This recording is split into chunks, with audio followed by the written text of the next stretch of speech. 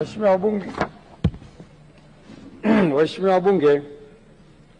uteuzi wa Waziri Mkuu wa Jamhuri ya Muungano wa Tanzania. Mheshimiwa Spika, kwa mujibu wa Katiba ya Jamhuri ya Muungano wa Tanzania ibara ya 51 kifungu kidogo cha pili, Rais wa Jamhuri ya Muungano wa Tanzania baada ya kushika madaraka yake ndani ya siku 14 atamteua mbunge wa kuchaguliwa kutoka katika jimbo la uchaguzi anatokana na chama cha siasa chenye wabunge wengi zaidi, au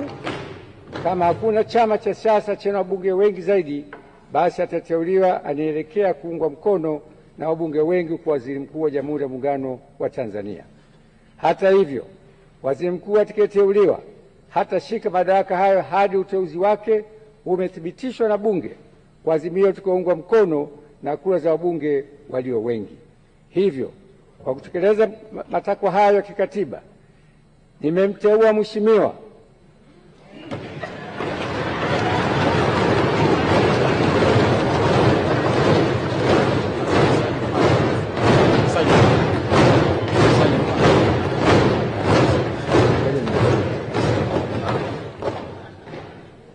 Daktari Mwigulu Lameck Nchemba